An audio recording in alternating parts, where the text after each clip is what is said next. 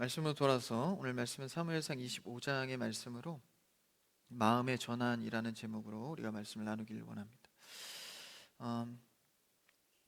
제가 사실 어제 좀 몸살을 앓았습니다. 그래서 토요일은 이제 사역자들이 당연히 출근해야 되는 날인데 제가 출근도 못했습니다. 금요일 날 이제 예배 드리고 집에 가는데 조금 느낌이 안 좋더라고요. 근데 아니나 다를까 토요일 날 일어났는데 못 일어나겠더라고요. 몸이 너무 몸살이 심해서. 그래서 좀 어제 앓다가 오늘 이제 아침에도 쉽지 않더라고요. 근데 또 은혜 주셔서 어떻게 일어나서 또 나왔습니다. 그래서 또 염려 가운데 기도해 주셔서 감사하고, 또 이렇게 하나님께서 또 이렇게 육신의 어려움이 올 때 항상 또 은혜를 구하게 하는 것 같아요. 또 전환이 되는 시기 속에서 이 겨울을 뚫고 이 봄날에 여러분들 영육간에 강건하길 바랍니다. 또 아픈 청년들이 좀 있더라고요.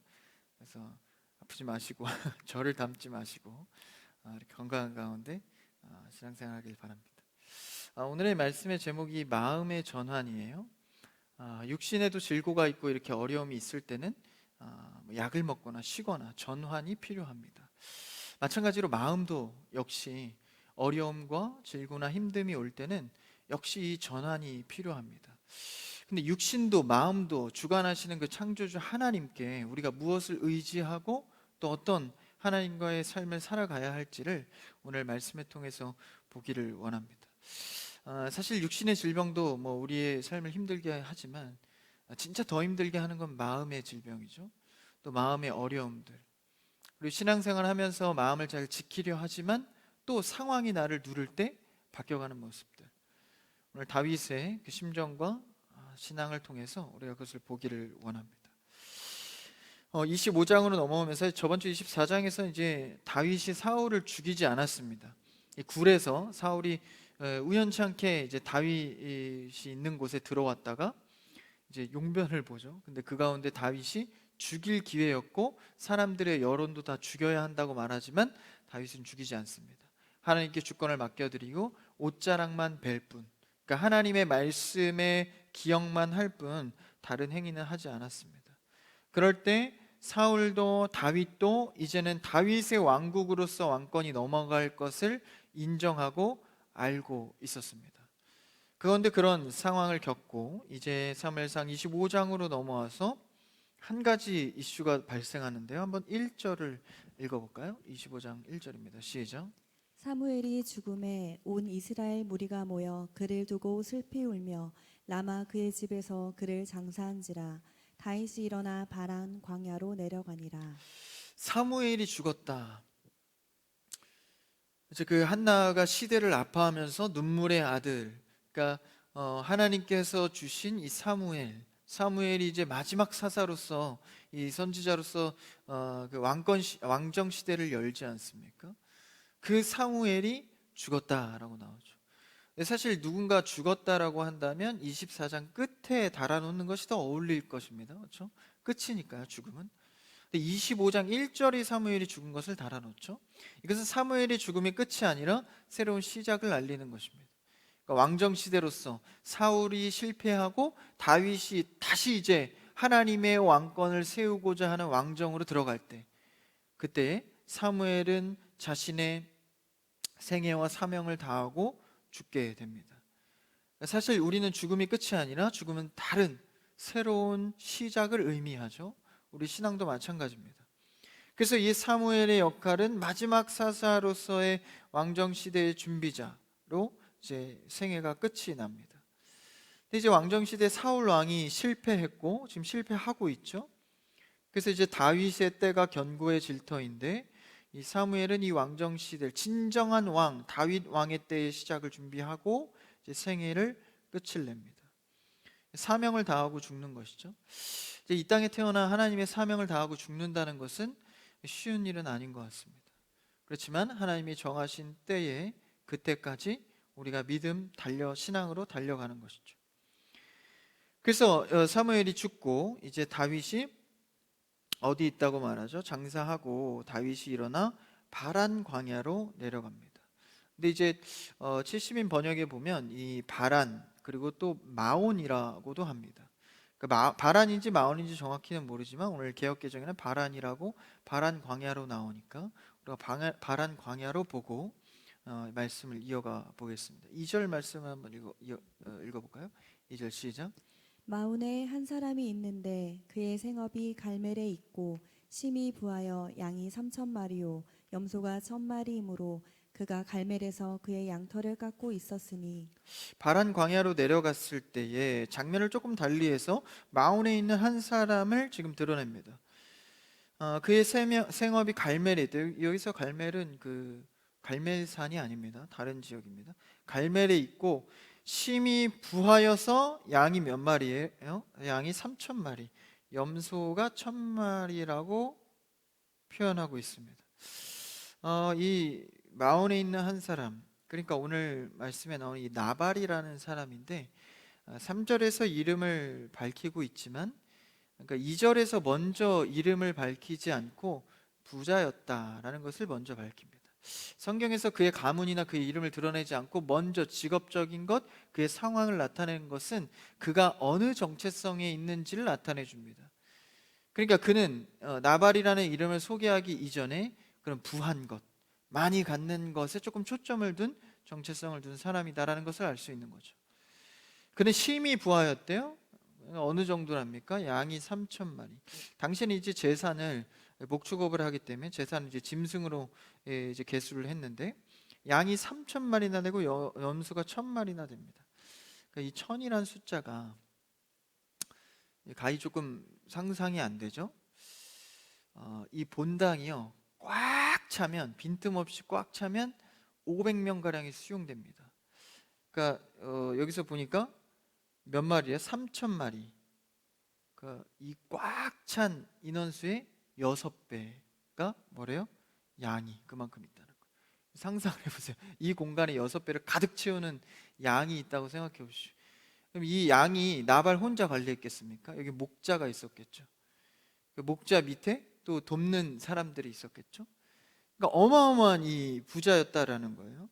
그러니까 인생의 주된 정체성이 부자였던 이 자가 오늘 말씀에서 소개되고 있죠. 근데 2절에 보니까 갈멜에서 그의 양털을 깎고 있었다.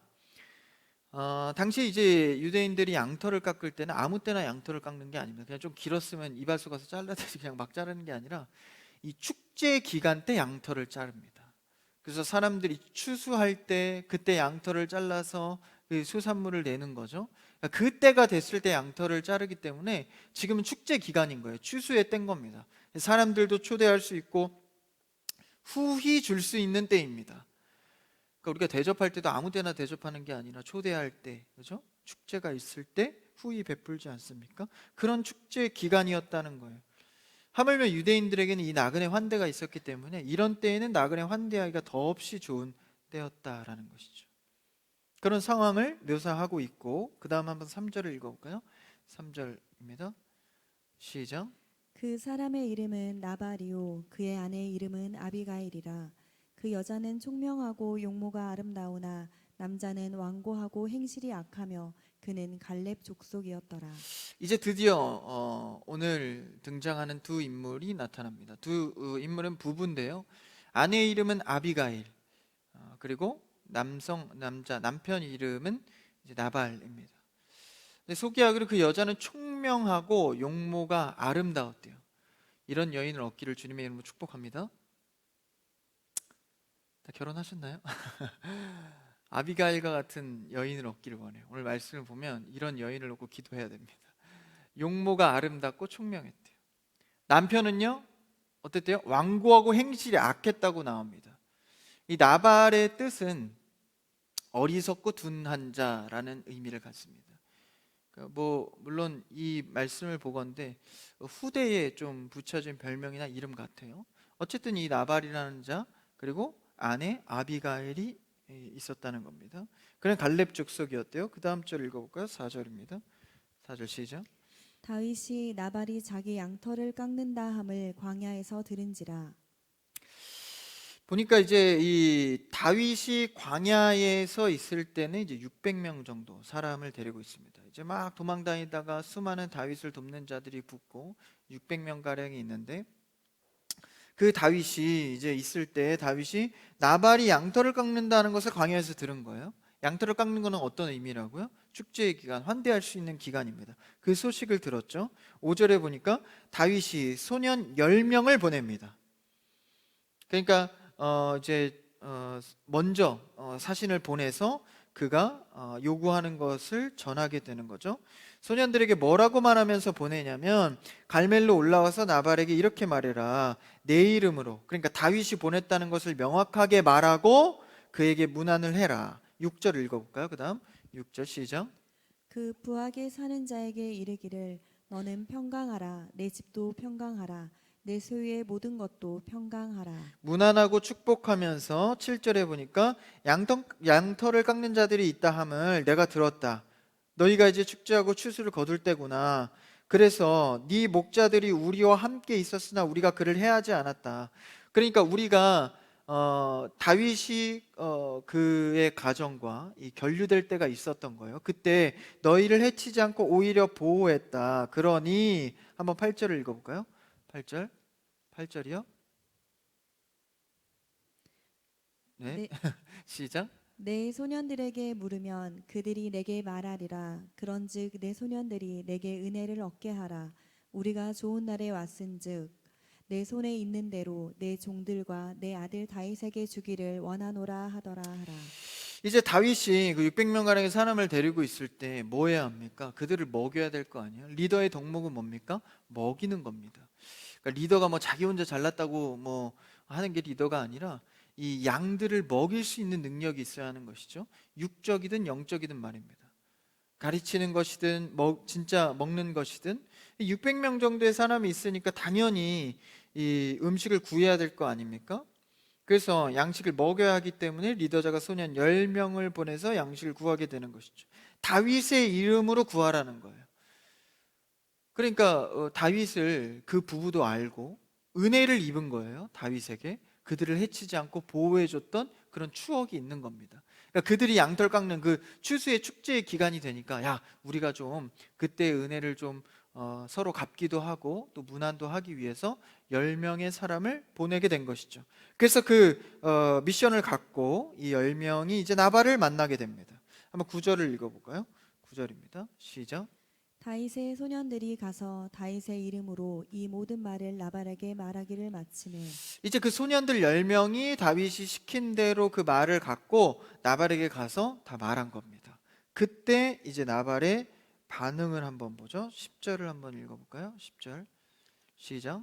나발이 다윗의 사환들에게 대답하여 이르되 다윗은 누구며 이새의 아들은 누구냐 요즘에 각기 주인에게서 억지로 떠나는 종이 많도다. 10절에 보니까 굉장히 놀랄만한 대답을 합니다. 다윗이 누구냐는 거예요. 나발이 사람들에게 이렇게 말하죠. 다윗이 누구이며 이새의 아들이 누구냐.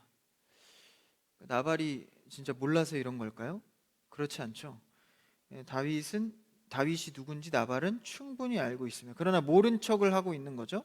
이게 무슨 말입니까? 나발은 다윗을 실제 영적인 리더자로 인정하고 있지 않다라는 것입니다. 사울의 왕국과 다윗의 왕국 속에서 세상 나라의 방법과 또 하나님의 나라가 도래함에 있어서 이 나발은 현실적으로 뭐예요? 앞에 표현해 보니까 나발은 이 부한 것을, 그렇죠? 먼저 드러낼 정도로, 소개할 정도로 부에 대해서 집착하고 그 정체성이 이루어진 자. 그러니까 사실 현실의 입장에서 본다면 이 부는 누구에게 붙어야 더 내가 부강할 수 있어요? 사울 쪽이죠. 지금 현재 정권을 갖고 있는 자, 현재 내가 위협을 받지 않을 수 있는 방법, 그것을 보고 있는 거죠. 하나님의 나라의 도래와 언약적인 다윗의 모습은 보지 못하는 겁니다. 심지어 다윗에게 도움을 받았음에도 불구하고 뭐라고 말해요? 다윗이 누구냐? 이새의 아들이 도대체 누구냐라고 말하고 있습니다. 다윗의 나라의 도래함을 인정하지 않고 있는 것이죠. 그래서 이 소년들이 이 대답을 갖고 이제 다시 다윗에게 돌아와서 이렇게 보고하게 됩니다. 11절을 한번 읽어볼까요? 11절 시작. 내가 어찌 내 떡과 물과 내 양털 깎는 자를 위하여 잡은 고기를 가져다가 어디서 왔는지도 알지 못하는 자들에게 주겠느냐 한지라. 12절이요. 이에 다윗의 소년들이 돌아서 자기 길로 행하여 돌아와 이 모든 말을 그에게 전하매 그대로 이제 다윗에게 보고를 한 거죠. 13절에 보니까 제가 읽을게요. 다윗이 자기 사람들에게 이르되 너희는 각기 칼을 차라. 칼을 차매 다윗도 칼을 차고 400명 가량을 데리고 올라갑니다. 그러니까 지금 뭡니까? 이 나발의 이런 대답을 듣고 다윗이 누군데? 우리 그런 거 있죠. 이제 다 알면서도 그게 뭔데? 이렇게 묻는 거죠. 그 말의 속내는 뭐예요? 그거 하기 싫어, 듣기 싫어, 이거 아니에요? 그 얘기를 듣고 다윗이 복수를 선언합니다. 그러니까 전쟁을 선언하는 거죠. 출정 명령을 내립니다. 칼을 차라, 칼을 차라. 그리고 자신도 칼을 차고 400명이나 된 사람을 데리고 나서게 됩니다. 600명 가량이 있었어요. 장정 600명이면 1000여 명의 사람들이 넘는 인원이죠. 그 중에 장정 400명을 데리고 갑니다. 그러니까 600명 중에 400명은 뭐예요? 과반입니다. 그러니까 여기다 목숨을 걸어버리는 거예요. 뭐에? 복수와 전쟁입니다. 근데 우리가 저번 주 말씀을 상기해 보건대 잘 보면 24장에서 다윗이 어떻게 했죠? 동굴에서 사울이 그토록 나를 괴롭히고 나를 죽이려 했던 그 수많은 군대의 대장과 명령을 했던 그 사울이 내 앞에서 있을 때 그 동굴 안에서 다윗은 사람들 역시도 다윗을 지지했고 지금 죽여야 한다고 찬성했습니다. 다윗은 누구 하나 동의하지 않지만 하나님의 뜻에 따라서 놀라울 정도로 순종해서 죽이지 않습니다. 심지어는 그 말씀을 기억하여서 옷을 베는 것만, 하나님의 말씀의 언약을 믿고 실천하는 것뿐이었다라는 것이죠. 근데 그랬던 동굴 속 다윗과는 너무나도 놀라울 정도로 다른 면모를 보입니다.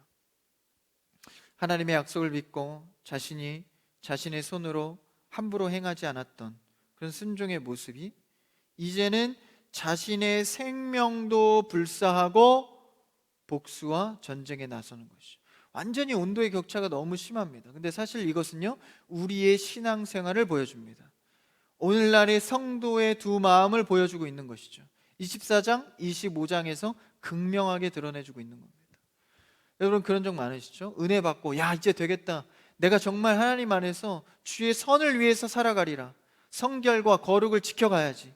근데 어떤 상황이 딱 닥쳤을 때 어제의 은혜 받았던 나는 어디 간 데 없고 순식간에 나도 놀랄 정도로 그 죄를 똑같이 범할 때 그때 스스로 또 눈물과 어려움과 고통을 겪게 되죠. 오늘 바로 다윗이 그런 장면입니다. 생명을 불사하고 복수하지 않았던, 성령에 순종했던 다윗이 이제는 과반수의 400명이나 된 사람을 생명을 걸고 복수에 나선다라는 것이죠. 지금 뭐에 걸려 있는 거예요? 먹고 사는 문제, 그리고 자신의 리더십. 그렇죠? 먹는 거 앞에 장사 없죠. 그렇죠? 배고픔 앞에 장사 없고, 그리고 또 자신의 리더십을 위해서 칼을 들게 됩니다. 사실 얼마나 여러분 좀 창피했겠어요. 저도 이제 뭔가 리더 역할을 하다 보면 자존심이 좀 구겨질 때가 있습니다. 사람들 앞에. 그걸 잘 견뎌야 되는데, 생각해 보십시오. 10명의 사환을 보냈습니다. 소년들을 보냈어요. 자신보다 어리다는 거죠. 그 어린 소년들, 그러니까 이제 기회가 있는 나이 아니에요. 소년은 자신의 왕국을 따를 수 있는 그런 소년들, 사환으로 보내죠. 근데 그때는 그 기전은 상상해 보건대 다윗이 당연히 나발을 그토록 도와주고 같이 협력했던 사이인데, 그리고 심지어 유대인의 나그네 환대법에 의해서 축제의 기간인데 당연히 우리를 돕지 않겠냐라는 마음으로 10명의 사환을 보냈을 것입니다. 근데 그 사환들이 그 말을 그대로, 다윗의 말을 그대로 전한 거예요. 그렇죠? 잘 생각을 해보십시오. 그러니까 소년들이 자신의 꾀를 내서 말한 게 아니라 다윗의 말을 그대로 옮긴 거란 말이죠. 그 말을 듣고 다윗이 누군데, 이게 얼마나 수치스럽습니까?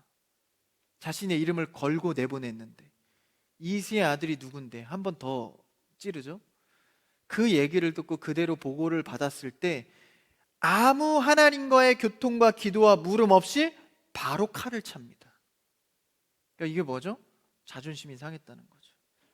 리더로서 못 볼 꼴을 보여 수치심을 느꼈다라는 것입니다. 여러분, 우리가 신앙생활 하다 보면 어쩌면 수치심도, 부끄러울 때도, 예수 믿다가 신앙 지키고 믿음 지키다가 어렵고 부끄러운 일을 당할 때가 많습니다.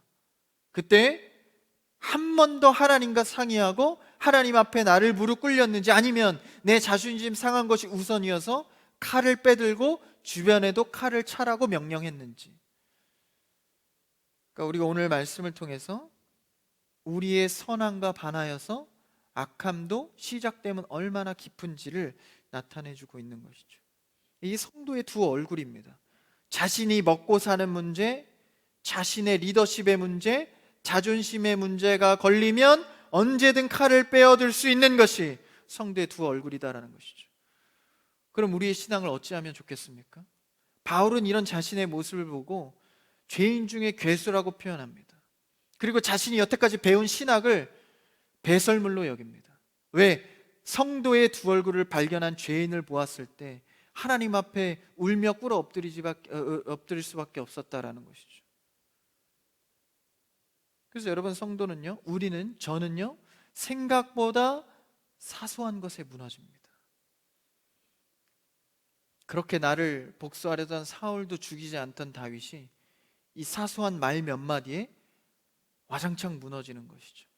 그래서 여러분, 우리의 신앙생활은요, 사소한 죄에 늘 민감해야 합니다. 누구는 이런 큰 죄도 짓는데, 요새 기사 보니까 참 흥미로운 죄들 많더라고요.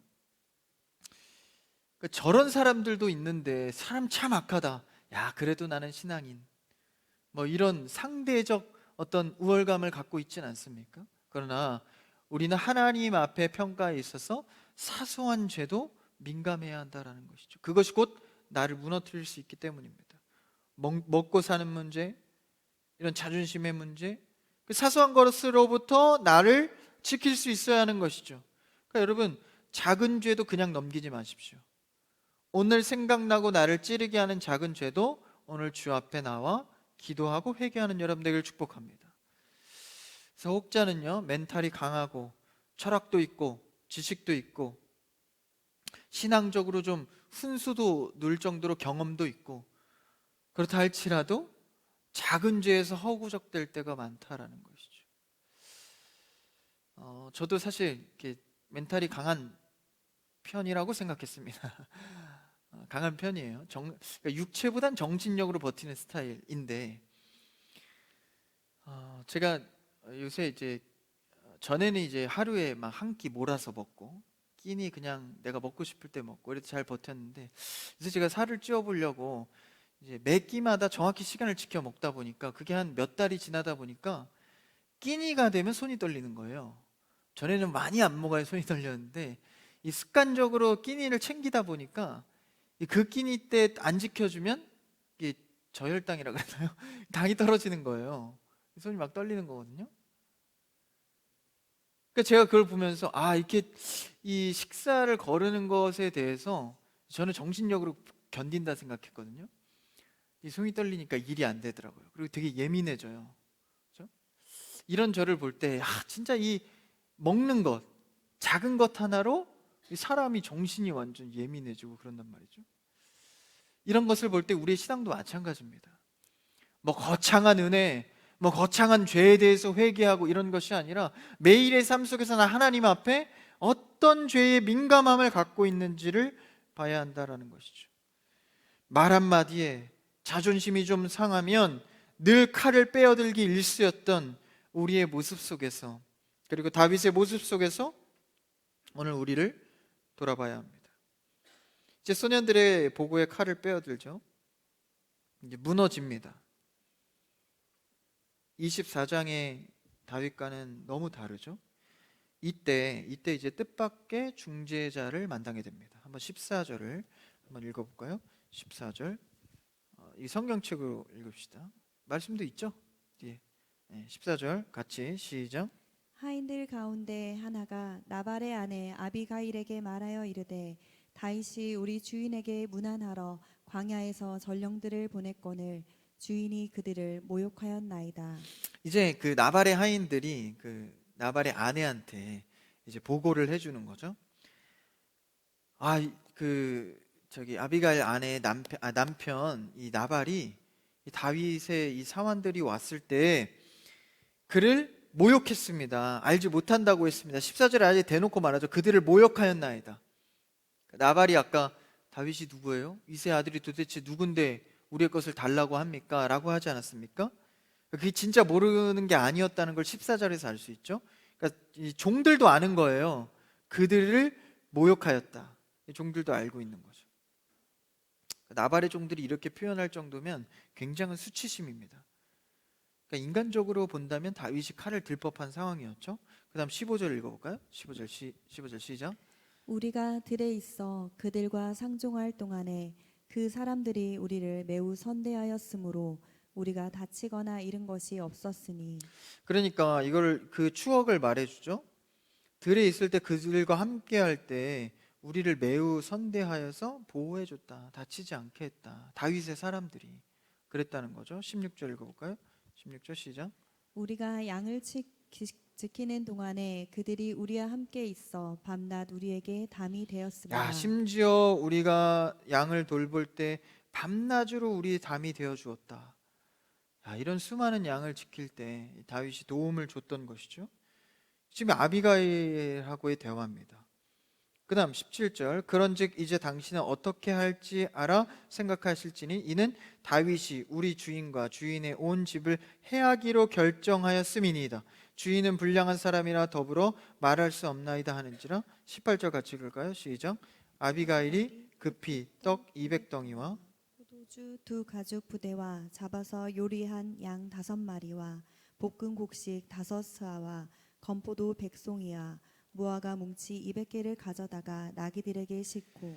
그러니까 이때 이제 아비가일이 나발이 그렇게 모욕을 줬는데 이제 다윗이 우리를 죽이려 한다는 소식을 듣고 아내가 이제 스스로 일을 꾸밉니다. 20절에 보니까 그렇죠? 18절, 19절, 20절에 보니까 굉장히 이 손도 커요. 원래 이 형제보다 자매들이 손이 더 큽니다. 그래서 보통 이제 인심 좋은 이제 권사님들이나 아주머니들 보면 손이 크잖아요. 막 이렇게 퍼주잖아요. 그러니까 잔치집에는요 이렇게 모자라면 안 됩니다. 항상 그러니까 초대해놓고 그렇죠? 딱 그 사람 인분만 딱 이렇게 해놓으면 안 되는 거예요. 후이 지금 준비를 해요. 아비가일이 이제 일을 꾸미는 거죠. 21절을 한번 읽어볼까요? 21절 시작. 다윗이 이미 말하기를 내가 이 자의 소유물을 광야에서 지켜 그 모든 것을 하나도 손실이 없게 한 것이 진실로 허사라. 그가 악으로 나의 선을 갚는도다. 아직 다윗은 분이 꺼지지 않았습니다. 내가 그렇게 도왔는데 악을 선으로 갚아? 내가 한 것이 다 허사구나. 아직 올라와 있어요 다윗이. 그러니까 이게 지금 24장의 다윗과 똑같은 인물인지 굉장히 이상할 정도로 그렇죠? 분을 내고 있습니다. 그러면서 22절에 뭐라 그래요? 20을 더 격하게 나옵니다 다윗이. 22절 시작.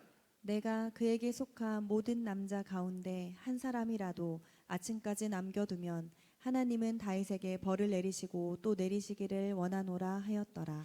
이게 성경 속 이제 유머 같은 건데요. 22절에 보니까 모든 남자 가운데 한 사람이라도 남겨두지 않고 다 죽이겠다는 겁니다. 이게 굉장히 잔인하죠.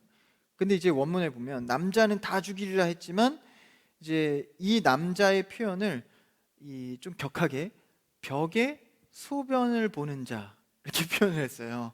그러니까 벽에 소변 보는 자는 누구예요? 남자잖아요. 벽에 소변 보는 자는 다 죽이겠다. 근데 우리 24장에 용변을 누가 봤죠? 사울이 봤잖아요. 사울은 안 죽였거든요. 근데 자기 분낸다고 22절에 용변 보는 다 죽인다는 거예요. 이게 성경 속 숨은 유머입니다. 이 언어의 유의죠. 굉장히 좀 재밌어요. 이렇게 보면 성경이 완전히 이 다른 사람이에요. 마치 24장의 내용이 먼 나라의 이야기였던 것처럼 다윗이 분을 내죠. 그때 이제 아비가일이 다윗을 보고 이렇게 말합니다. 23절을 읽어볼까요? 23절 시작. 아비가일이 다윗을 보고 급히 나귀에서 내려 다윗 앞에 엎드려 그의 얼굴을 땅에 대니라. 아비가일이 이제 다윗과 만나게 됩니다. 그때 다윗에게 완전히 엎드리죠. 24절에 보니까 제가 읽어볼게요. 그가 다윗의 발 앞에 엎드려서 내 주여 원하건대 내 죄악을 나 곧 내게로 돌리시고 여종에게 주의 귀에 말하게 하시고 이 여종의 말을 들으소서. 내 주여 내 주인이시여 하면서 다윗을 인정하죠. 나발과는 정반대입니다. 근데 이제 뒤에 아비가일의 어투를 보면 계속 내 주여 내 주인 내 주여를 20번이나 넘게 언급합니다. 그러면서 심지어 24절에 보면요 25절에 보면 뭐라고 합니까? 내 주는 이 불량한 사람 나발을 개의치 마옵소서. 누구 얘기예요? 자기 남편 얘기예요. 그렇다고 남편을 또 불량한 사람이라고 이렇게까지 또 에? 어쨌든 지금 다윗을 돌이켜야 되니까 이 지혜로운 겁니다. 어떻게 보면 이제 자기 남편은 집에 가서 좀 달래더라도 일단 이게 좀 선하게 말한 것, 더 악하게 말했을 것 같은데 불량한 사람 나발을 개의치 마옵소서. 내 남편 개의치 말고 그의 이름이 그에게 적당하니. 나발의 이름이 뭐라고요? 어리석고 둔한 자. 원래 이름대로 행한 겁니다. 그의 이름이 나발이라. 그는 미련한 자니이다. 여종은 내 주께서 보내신 소년들을 보지 못하였나이다. 나는 내가 만약에 있었으면 다윗 주여 보낸 사람들에게 그렇게 안 했을 겁니다. 이렇게 말하고 있는 거죠. 26절을 한번 읽어볼까요? 26절 읽어봅시다. 시작. 내 주여 여호와께서 살아계심을 두고 맹세하노니 내 주도 살아계시거니와 내 주의 손으로 피를 흘려 친히 보복하시는 일을 여호와께서 막으셨으니 내 주의 원수들과 내 주를 해하려는 자들은 나발과 같이 되기를 원하나이다. 야, 이게 대단한 말을 하죠. 보복하는 자 나발같이 될 수 있습니다. 그러니까 이건 예언적 말입니다. 나발이 뒤에 가서 죽거든요. 아직 죽은 건 아닙니다. 이 아비가일이 참으로 뭔가의 이 영적인 선언이 있어요. 예언적인 말을 하죠. 나발같이 될 수 있습니다. 피를 묻히지 마십시오. 예언적인 말이죠. 삼가하십시오라고 말합니다. 근데 사실 이 26절에 이거에 대한 태도는 24장에서 다윗이 한 태도입니다. 자기 손에 피를 묻히지 않고 하나님이 하실 것을 기다렸죠. 이것을 아비가일이 다시 상기시켜 주는 거예요. 그렇죠? 이 다윗의 나라가 이제 도래할 것이니 다윗 왕국에선 이것이 어울리지 않는 거죠. 27절에 여종이 내 주께 가까운 이 예물을 내 주를 따르는 이 소년들에게 주게 하시고 28절 주의 여종의 허물을 용서하여 주옵소서. 여호와께서 반드시 내 주를 위하여 든든한 집을 세우시리니 이는 내 주께서 여호와의 싸움을 싸우심이요 내 주의 일생에 내 주에게서 악한 일을 찾을 수 없음이니이다. 이거 엄청난 예언적 선포죠. 다윗의 자손 예수 그리스도를 통해서 여호와께서 싸우셔서 그 왕국을 이루시고 내 생의 주님과 더불어 살아갈 것이니, 그렇죠? 악한 일을 찾을 수 없다. 다윗의 왕국이 이제 도래할 것인데 이것을 통해 예수 그리스도가 오셔야 하는데 생명을 죽이는 일을 하지 마십시오라는 것입니다. 아비가일이 대단한 영적인 사람이죠. 우리 형제분들 아비가일과 같은 아내를 맞이하시기를 주님의 이름으로 축복합니다. 아멘. 전 했어요. 29절이 중요합니다. 29절을 읽어볼까요? 29절 시작. 사람이 일어나서 내 주를 쫓아 내 주의 생명을 찾을지라도 내 주의 생명은 내 주의 하나님 여호와와 함께 생명싸개 속에 쌓였을 것이요 내 주의 원수들의 생명은 물매로 던지듯 여호와께서 그것을 던지시리이다. 여기서 두 가지 단어가 나오죠. 생명싸개와 물맷돌이 나옵니다. 이 생명싸개는 굉장히 흥미로운 단어인데 소중한 것을 싸매는 이 천 같은 거기도 하고 또 한 가지는 이제 양들이 이렇게 많은 이 집안은 양을 세기가 어렵잖아요. 그러니까 양을 세면서 그 생명싸개 같은 데다가 돌을 집어넣습니다. 그래서 한 마리 셀 때마다 한 마리, 두 마리, 세 마리. 그래서 생명 싸개에 들어와 있는 자는 이제 생명 안에 있다, 살아 있다. 이것을 표현해 주는 거죠. 그럼 반대로 물맷돌은 뭡니까? 물맷돌은 이 돌을 싸서 이렇게 던지는 거잖아요. 그래서 그 안에서 돌이 빠져나갑니다. 그러니까 물맷돌은 돌이 빠져나가는 것이고 생명사계는 돌이 들어오는 거죠. 그렇죠? 그러니까 돌 안에 있는 것과 밖에 있는 차이를 나타내 주는 것입니다. 다윗의 왕국을 통해서 구원을 이룰 자는 생명사계에 들어오고, 다윗 왕국에 들어오지 않는 자는 돌 밖에 있는 자라고 표현을 하는 것이죠. 그래서 보복할 필요 없습니다. 생명사계에 들어와 있는 자는, 밖에 있는 자는 하나님이 심판하신다라는 것이죠. 24장에 다윗이 그러하지 않았습니까? 이것을 멋진 단어를 통해서 표현해 주는 거예요. 제가 보니까 아비가일은 굉장히 똑똑한 여인입니다. 그렇죠? 그래서 아비가일을 통해서 이제 다윗의 마음속의 분노가 전환이 됩니다. 그래서 전에 하나님께서 주셨던 마음을 회복하게 되죠. 그래서 무죄한 피를 흘리지 말라고 이제 이야기하게 됩니다. 그래서 하나님의 마음이 다윗 안에 회복이 되게 됩니다. 24장에 나왔던 그 다윗의 모습이 회복이 된 거죠. 누구를 통해서요? 아비가일의 만남을 통해서 이루어진 겁니다. 그런 사람의 만남의 축복에 대해서 여러분 많이 기도하셔야 됩니다. 새로운 직장을 가든 이직을 하든 새로운 학교에 가든 새로운 사람을 만나든 어떤 공동체에 들어가든지 우리가 먼저 기도해야 할 것은 아비가일과 같은 만남을 할 수 있는 관계의 회복, 상황의 회복. 그래서 우리가 한 가지 더 나아가서 생각해 보면 이 아비가일은 하나님께서 다윗의 마음을 전환시켜주는 매개물이 되었습니다. 그러니까 우리의 신앙의 마음을 전환할 수 있는 것은요, 하나님의 은총 가운데 사람이 될 수도 있지만 일반 은총의 영역에서도 가능하다라는 것입니다. 뭐가 있을까요? 자연도 마찬가지죠. 자연의 섭리를 보면서요, 우리의 마음의 전환을 일으킬 수도 있습니다.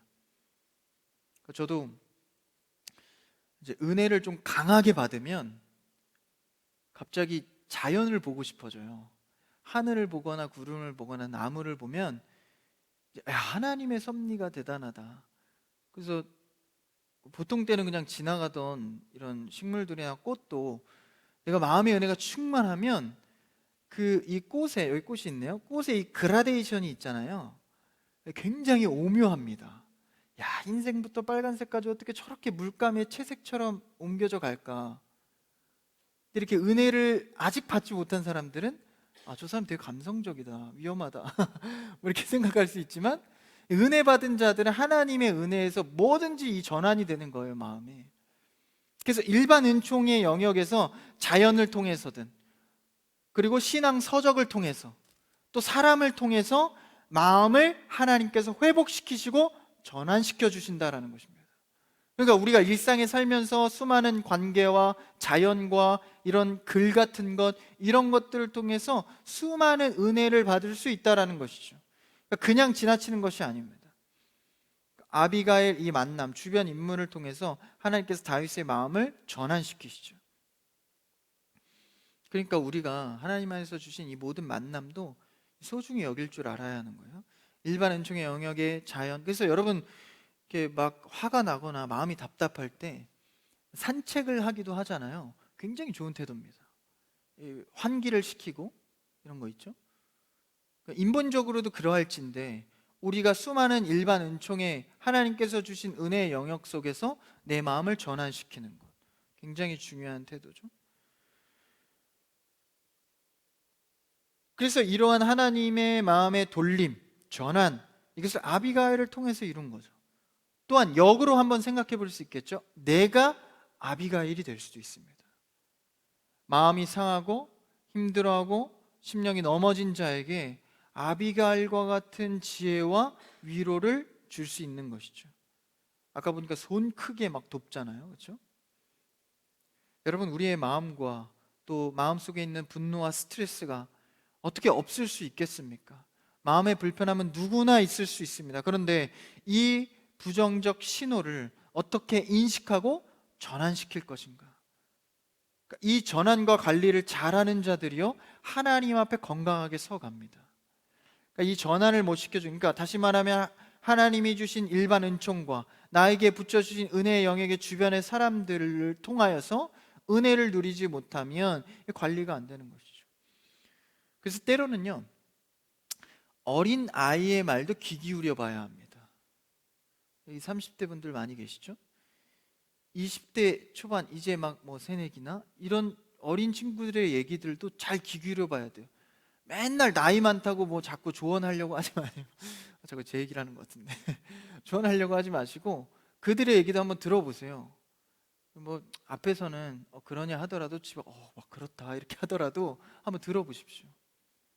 하나님께서 주신 만남과 하나님께서 주신 관계 속에서 우리의 마음을 전환시키시고 은혜를 주실 영역들이 있다라는 것입니다. 사실 이걸 본다면 우리 신앙 있는 생활은 얼마나 하나님 앞에 흥미로운지 몰라요. 주님 주신 은혜의 영역들. 그래서 작은 사소한 만남과 또 전환일 수 있지만 그것이 나의 마음속에 큰 전환을 가져올 수 있다는 것이죠. 여러분, 삶에서 수많은 아비가일과 같은 음성을 들을 수 있기를 축복합니다. 그것이 곧 하나님의 수많은 매개를 통한 음성이다라는 것이죠. 하나님의 음성은 분명 일상 속에 숨어 있습니다. 사실 다윗이 생각해 보십시오. 나발의 아내가 그렇게 말할 때 지금 이렇게까지 화가 나 있는데 뭐 나발의 측근도 아니고 아내잖아요. 부부는 사실 하나입니다. 재판석상에서 증인도 쓰지 못하죠. 부부는 그 정도로 하나로 취급하는 거예요. 그럼 나발의 아내가 이렇게 뭐 얘기해도 그렇죠? 다윗이 나발의 아내면은 나발이랑 똑같은 것이 가 이렇게 할 수 있잖아요. 나발 불지 말고 가 이렇게 죄송합니다. 가 이렇게 할 수 있는 거 아니에요? 아내인데 뭐 그 들어봐야 뭐 나발이랑 똑같을 거 아닙니까? 그렇게 하지 않았다는 거죠.